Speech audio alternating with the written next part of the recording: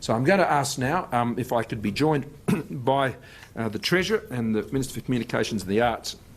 We would like to make a statement on our response to the ACCC report in relation to digital platforms. And I want to thank the Treasurer and the Minister for their significant work, and I also want to thank the ACCC and Rod Sims for the great work the ACCC has done. The global economy, the world is changing because of the revolution that is taking place with digital economy and digital technology. At a recent speech I gave to the Business Council, I talked about the digital economy and how I want Australia to be in the leadership pack, if not even at the front of that pack, when it comes to our success in the digital economy. And that means we need to modernise our regulatory environment. That means we need to understand that the digital economy and the operation of digital platforms in our economy and in our society in a way better than any other jurisdiction. I want us to be the model jurisdiction in the world for how we are dealing with digital platforms, social media platforms, and I have a simple rule, and that the rules that exist in the real world need to exist in the digital world. You know, if it's a wrong thing to do in the real world, then it's a wrong thing to do in the digital world.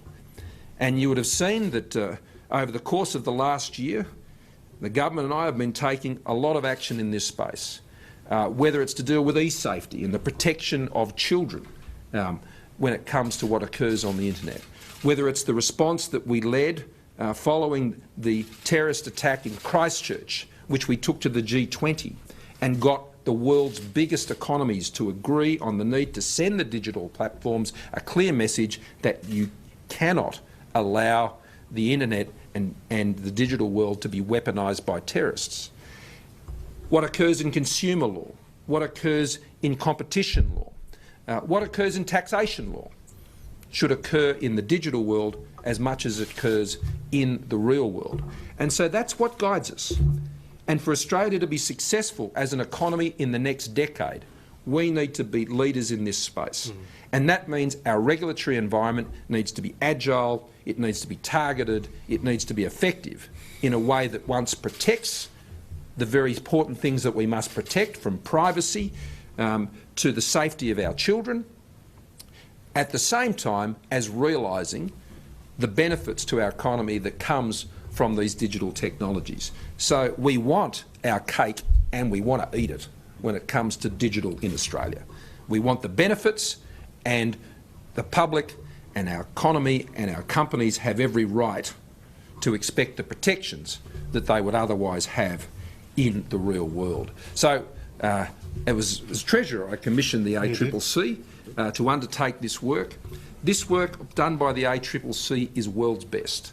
The number of people from around the world who have raised with me the excellence of this report and the insights that it contains into digital platforms done by the ACCC, I think is a testament to Rod Sims and his team, and I'm very proud of the work they've done. So it's now for us to then take their work and bring it forward. And key to that is building further the capability of the ACCC to be a world leader in this space in terms of how regulations should be structured, to get the twin outcomes of protections and economic supercharging from this technology, as well as the commercial arrangements that need to be fostered between our traditional and new media that exists, to enable the benefits to be realised, the regulatory environment and the deregulation that potentially needs to occur to get a level playing field, and the protections that need to be in place for people's privacy in this new world. We have regulation and systems that were written for an analogue economy, and I want Australia to be one of the most, if not the most successful digital economy in the world. And so our response is all about that. That means jobs. That means incomes. That means an income for Australia which supports the essential services Australians rely on. We must be successful in this digital world. We can't be afraid of it. We can't pull the doona over our head and pretend it's not there. We have to deal with the challenges it presents. and the opportunities that are there for us to take. So I'll hand over to the Treasurer and the Minister for Communications and the Arts to run through our response. Thank you, Josh, and thank you very much. Well, thank you, Prime Minister. It's a pleasure to join you and the Minister here today. The digital world is the new frontier, and what happens in the digital world affects everything we do, from our personal interactions to our commercial relationships. And the companies that have come to dominate the digital world are among the most powerful and valuable in the world. More than 17 million Australians use Facebook every month. More than 90% of the searches online are using Google. And we know that in the Australian online advertising market, excluding classifieds, for every $100 that is spent, $47 is spent with Google, $24 with Facebook, and $29 with the other parties. And it was in this context that the then Treasurer, now Prime Minister, commissioned the ACCC to conduct this groundbreaking review. A review that made a series of recommendations, 23 in total, across better consumer outcomes, competition law, privacy and media regulation. Now, that report, as the Prime Minister said, is world-leading, and we want to stay ahead of the game and ahead of the pack. So I just want to touch on two particular recommendations that we are accepting that are within my portfolio. The first is that we will be setting up a dedicated unit to focus on the digital platforms within the ACCC. Now, we are allocating $27 million to this task. And this unit will monitor the sector, it will enforce the rules, and it will conduct further inquiries as directed by the Treasurer. And the first inquiry is into the ad tech market, the advertising online market, which is the technology that determines the advertisements you see online, and this was a particular recommendation of the ACCC.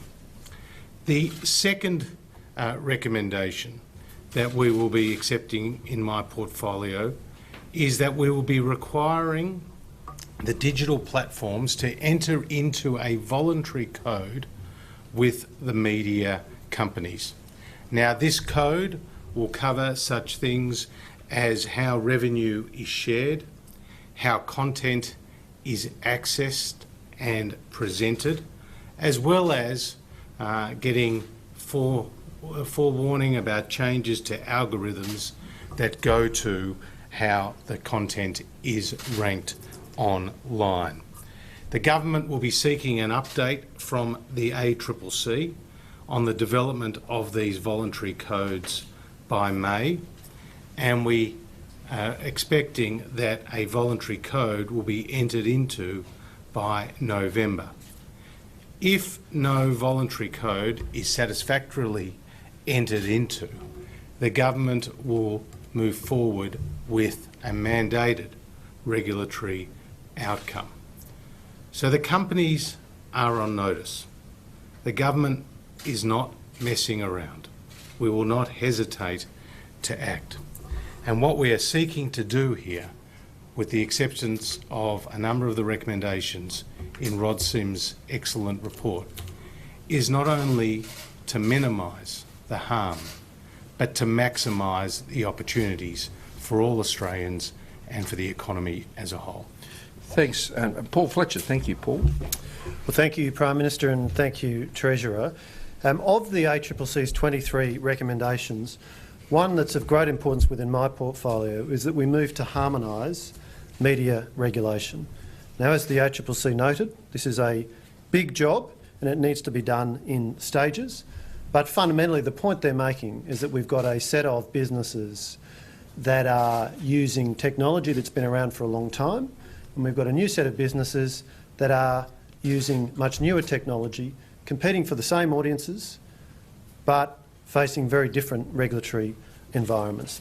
So we've committed that we're going to commence a staged process towards an end state of platform-neutral regulatory frameworks, covering both online and offline delivery of media content to Australian consumers. Now, the ACCC, as I've mentioned, noted that this is a big job and it needs to be done in stages. So we've committed that our first stage is going to focus on 2 issues, and work on these 2 issues will commence in 2020. The first is developing a uniform classification framework that would operate across all media platforms. The second comes to the question of Australian content. We're going to examine the extent of Australian content obligations on free-to-air TV broadcasters, and that includes drama and children's content, and whether there should be Australian content obligations on the new subscription video on demand, or SVOD, services. And we're also going to look at other aspects of the policy framework to support Australian film and TV content. We'll be asking the Australian Communications and Media Authority and Screen Australia to prepare an options paper for issue early next year, and we'll use that then as a basis for consulting with the industry. I've mentioned these first 2 key issues that we'll kick off with. In the next stage, we seek to look at other issues, such as the regulation of advertising. We'll say more about the timing of that next year, but I'd envisage that that work would be getting underway as well before the end of next year. So very significant recommendations by the ACCC in terms of our media regulation, and we're announcing a staged program in response to that, with 2 areas that we're focusing on initially: classification and Australian content. Okay, questions on this matter? Look, the ACCC is right now suing Google, taking them to court. Google and Facebook have repeatedly shown that they're not prepared to follow laws in our country or other countries. Is a voluntary code really going to cut it? Well, let me make 2 responses to that. First of all, as a country, we have already acted and demanded their attention when it comes to terrorist content, and we have led the world in that, and I can assure you that that has got their attention. When it comes to getting them to pay tax, and in particular abolishing the low-value threshold for large platforms, for Amazon, and you'll recall Amazon said they were going to leave the country, never to return. They were back within months, and we held firm when it came to standing up to those companies, as we have on keeping our children safe, dealing with the threats of terrorism on the internet, and indeed, as it will be in this case, ensuring that our companies get a fair go in the digital economy. And as the Treasurer has said, our preference is for them to sit down and work out these new commercial rules between them, which would be binding upon them once the code has been established. But I want to report back in May, and I want to see how it's going, and I want this thing done by November. But I can assure you the backstop is there, that if I don't think this thing is tracking, and if the Treasurer doesn't think it's tracking, and the Communications Minister, a mandatory code will happen. Prime Minister, you've taken, it's over 2 years since you first commissioned the ACCC report. Your government's been looking at it for 6 months. A lot of the decisions are to take up for more reviews over the next 12 months. When is this country going to see action on this issue? Well, sure. Thanks, John. As you would know from your own company, they had an opportunity to put in a submission. So we actually held a public consultation process. So I don't know if you're speaking for your own company's experience, but I know that they wanted to have the opportunity to comment on this final report. It was an 18-month report, and as you know, we are leading the world. And by now moving to this voluntary code, and indeed, as the Prime Minister has indicated, possibly a mandatory code, we do need to go through that process because we are driving evidence-based policy. This is properly considered. These aren't knee-jerk reactions. These are getting the best and the brightest minds that the ACCC have brought together to produce a world-leading report. And when you are talking about putting in place state-of-the-art regulatory frameworks, you need to get it right.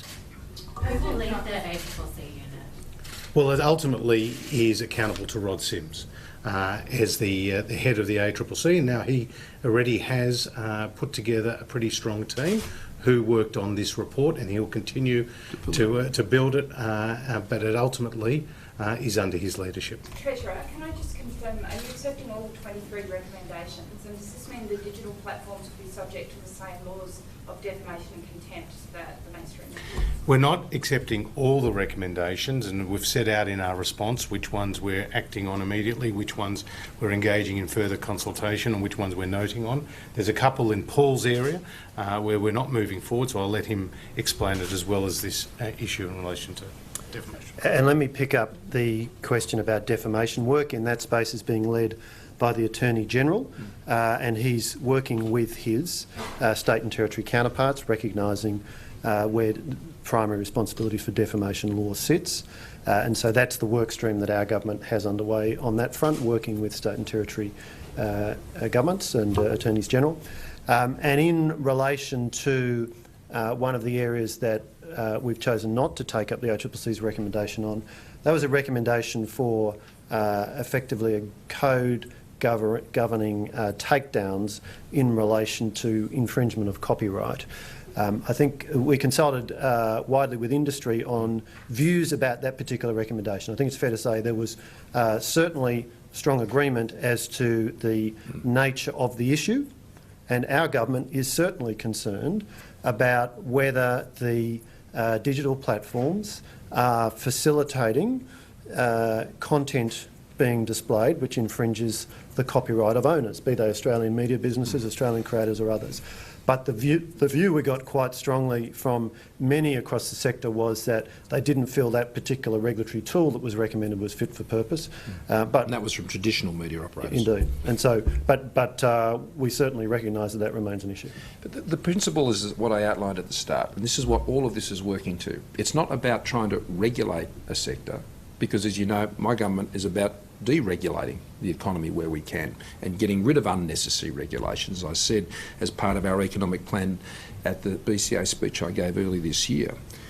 This is about ensuring a whole new area of our economy operates on the same rules as the physical economy. So whether it's defamation, whether it's copyright, whether it's these sorts of issues, we have to work to establishing the same norms and the same expectations and the same requirements in the digital space that applies in the real space. Prime Minister, President Trump responded angrily when France introduced high taxes on Facebook and Google. Do you expect any blowback from the White House to your response to the ACCC inquiry? No. Prime Minister, you said that disinformation caused some issues this morning around getting the right information out of the bushfires. Obviously that was part of this inquiry. Has this gone far enough to tackle fake news? Well, the problem with fake news is that when it's put out there in the first place, and that's the problem in digital platforms and things like this, that people can gravitate on that, and it's very important that that is extinguished by getting the right information out there. So in the case of the fires, that's required a very proactive effort from our agencies, and this is why it's important that you have, you know, the rules that govern the real world also governing the digital world. It's not an easy thing to do because it's an involving technology. In my engagements around the G20 table, but more importantly with the digital platforms that have sought to engage with that process that we commenced, I mean, it commenced many years ago when we started championing the role of ensuring multinationals pay their tax. And digital platforms, digital companies have been offenders in this area quite significantly. And so I've been dealing with this issue back as a Treasurer through to now. And what's important is that you've got to work with these companies because they're basically inventing this economy every single day. And they can't operate like, you know, they're out in the Wild West and the rules don't apply to them. They can't operate on a business model which is the absence of any sort of regulatory world that applies to them. That is not a reasonable expectation on their part.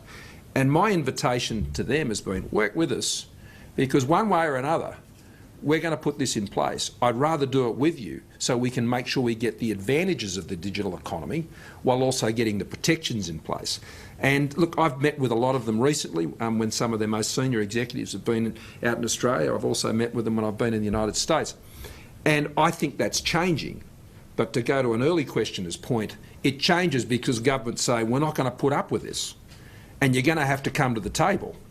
And increasingly, I'm finding that they are doing that, but they got a bit more distance to travel. One of the recommendations in the ACCC report was around sort of changes to the laws, one thing in particular they pointed out was advanced notice on any acquisitions in the big tech companies or global players.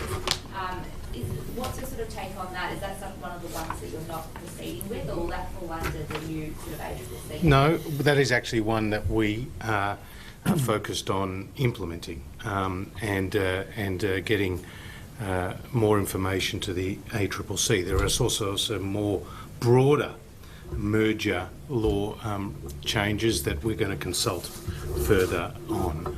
But as the Prime Minister has indicated, we want to work with the industry, both some of the traditional media companies as well as these new digital platform companies, with the ACCC as being the cop on the beat, as being the effective regulator, to ensure that our regulatory framework is fit for purpose.